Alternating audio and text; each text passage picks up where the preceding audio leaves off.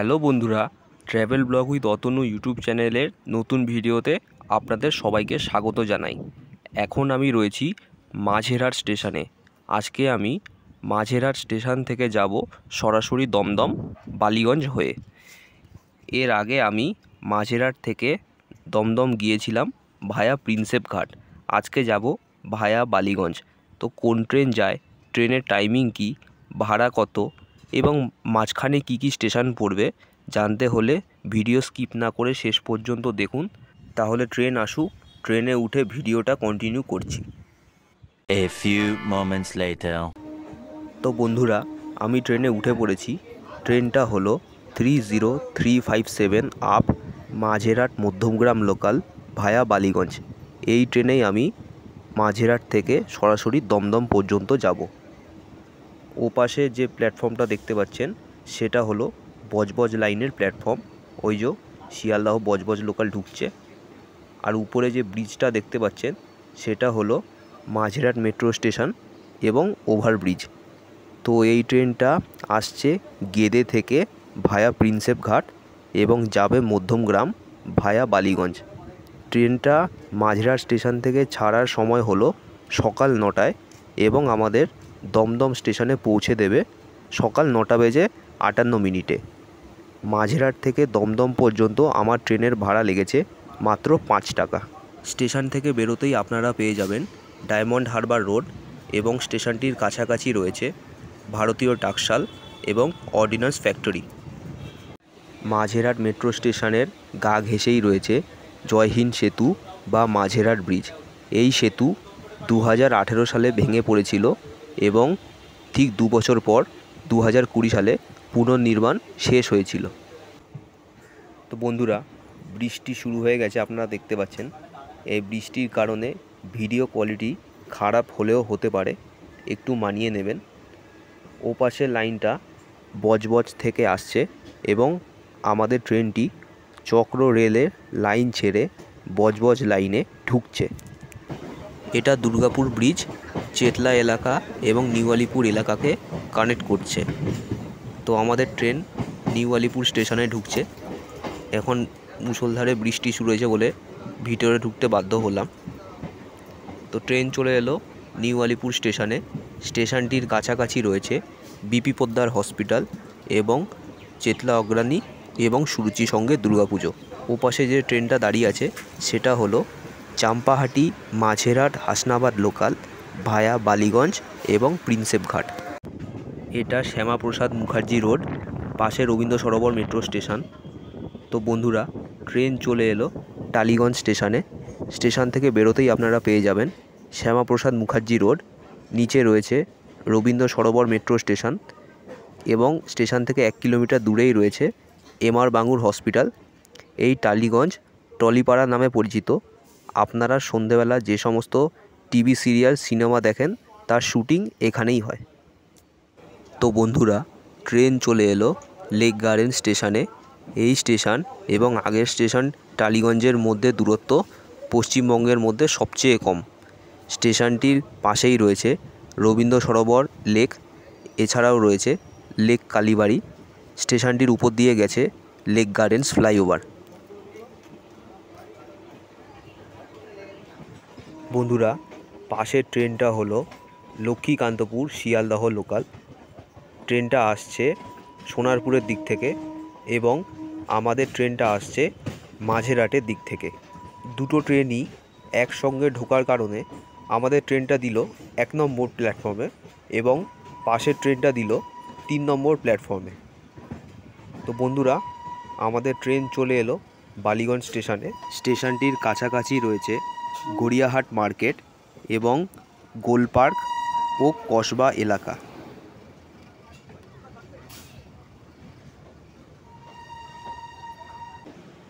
তো বন্ধুরা, আপনারা দেখতেই পাচ্ছেন যে আমাদের ট্রেনটি শিয়ালদহ দক্ষিণ শাখার লাইন ছেড়ে কাকুরগাছি কড লাইনে ঢুকছে।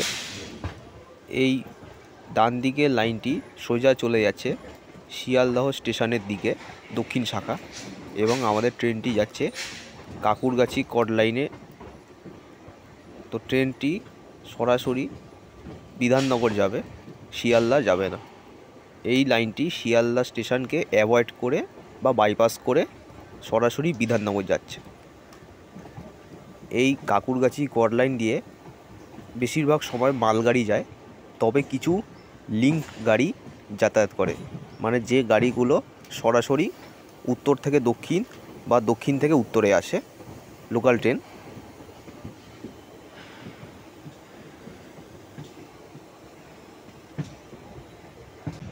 উপর দিয়ে গেছে মা ফ্লাইওভার এবং পাশেই রয়েছে 4 নম্বর গেট ফ্লাইওভার। তো বন্ধুরা, আমাদের ট্রেন চলে এলো পার্ক সার্কাস স্টেশনে। এই স্টেশনটি পশ্চিমবঙ্গের মধ্যে সবচেয়ে নোংরা স্টেশন। আপনারা এখানে এলেই বুঝতে পারবেন যে আমি কেন নোংরা স্টেশন বলছি। এই স্টেশনটির গা ঘেঁষেই রয়েছে অনেকগুলো চামড়ার ফ্যাক্টরি, তাই এখানে এলে একরকম গন্ধ পাওয়া যায়। স্টেশনটির নিচে যে লাইনটি দেখতে পাচ্ছেন সেটা হলো শিয়ালদহ দক্ষিণ শাখার লাইন। স্টেশনটির কাছাকাছি রয়েছে পার্ক সার্কাস, 7 পয়েন্ট, ওয়েস্ট মল এবং প্রচুর চামড়ার কারখানা।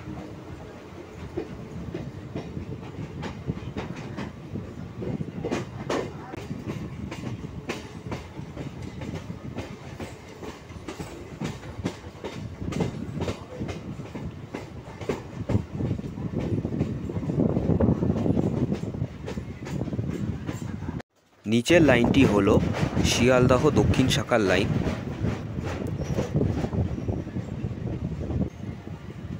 তো বন্ধুরা, আপনারা পাশে যে পরিত্যক্ত রেলওয়ে প্ল্যাটফর্ম দেখতে পাচ্ছেন, এখানে একটি রেলওয়ে স্টেশন তৈরি হওয়ার কথা ছিল।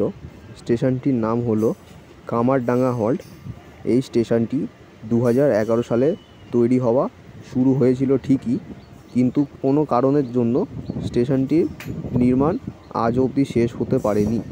সেই কারণে স্টেশনটি পরিত্যক্ত হয়ে পড়ে রয়েছে।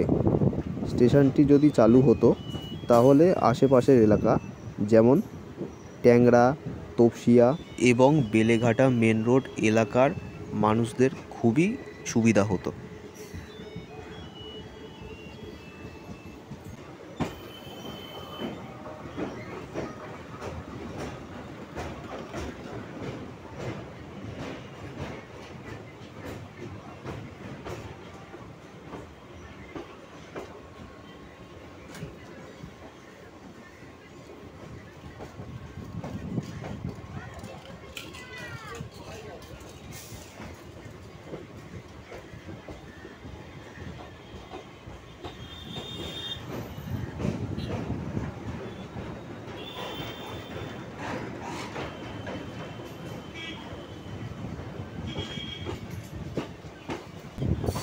এটি নারকেলডাঙ্গা মেন রোড। তো বন্ধুরা, আমাদের ট্রেন চলে এলো স্যার গুরুদাস ব্যানার্জি হল্ট স্টেশনে। এই স্টেশনটি কাকুরগাছি কড লাইনের মধ্যে একটি মাত্র স্টেশন।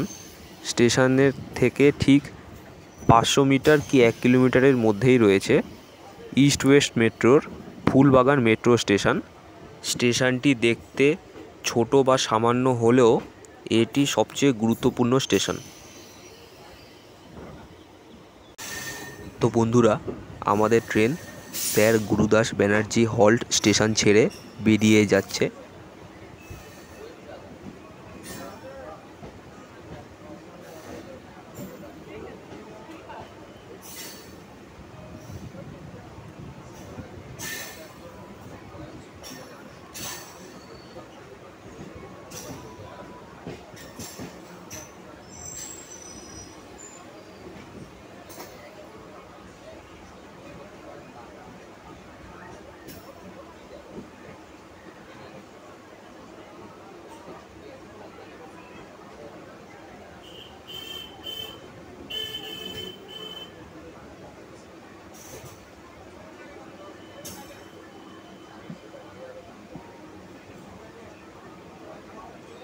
বাঁদিকের যে লাইনটি দেখতে পাচ্ছেন সেটি আসছে শিয়ালদহ স্টেশন থেকে উত্তর শাখা। আমাদের ট্রেনটি কাকুরগাছি কড লাইন ছেড়ে শিয়ালদহ উত্তর শাখায় ঢুকছে, অর্থাৎ আমাদের ট্রেনটি চক্ররেলের লাইন ছেড়ে শিয়ালদহ দক্ষিণ শাখায় এলো। সেখান থেকে গেল কাঁকুরগাছি কর লাইনে। এখন কাঁকুরগাছি কর লাইন ছেড়ে ঢুকছে শিয়ালদহ উত্তর শাখায়। দূরে যে বিল্ডিংটি দেখতে পাচ্ছেন সেটা হলো নতুন কাঁকুরগাছি রোড কেবিন। তো বন্ধুরা, আমাদের ট্রেনটি বিধাননগর রোড স্টেশন ছেড়ে চলে যাচ্ছে। এই স্টেশনটি উল্টোডাঙ্গা এলাকায় অবস্থিত। স্টেশনটির কাছাকাছি রয়েছে সল্ট লেক এলাকা, তাই যারা সল্ট লেকে কাজ করতে আসে তারা এই স্টেশনেই নেমে যায়। এই বিধাননগর রোড স্টেশনটি শিয়ালদহ ডিভিশনের মধ্যে দ্বিতীয় ব্যস্ততম রেল স্টেশন। আর এই স্টেশন থেকে কাছাকাছি আপনারা পেয়ে যাবেন কলকাতা স্টেশন বা চিতপুর স্টেশন। স্টেশনটি বেশি দূর না, হেঁটে গেলে 10 থেকে 12 মিনিট লাগে।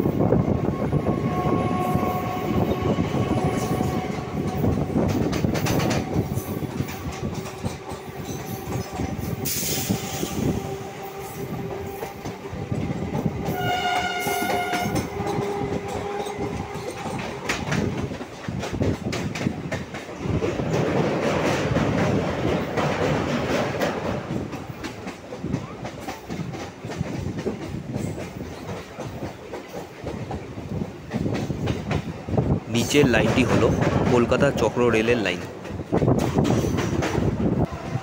তো বন্ধুরা, আপনারা দেখতেই পাচ্ছেন যে আমাদের ট্রেনের সঙ্গে শিয়ালদহ গেদে লোকালের প্যারারেল রেস চলছে।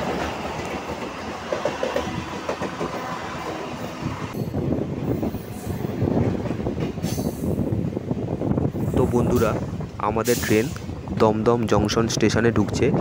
এই স্টেশনটি শিয়ালদহ ডিভিশনের মধ্যে তৃতীয় ব্যস্ততম রেল স্টেশন।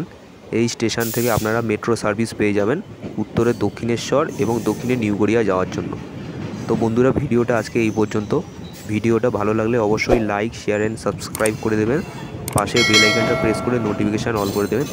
তাহলে দেখা হচ্ছে পরবর্তী ভিডিওতে। আপনারা সবাই ভালো থাকবেন, সুস্থ থাকবেন। নমস্কার।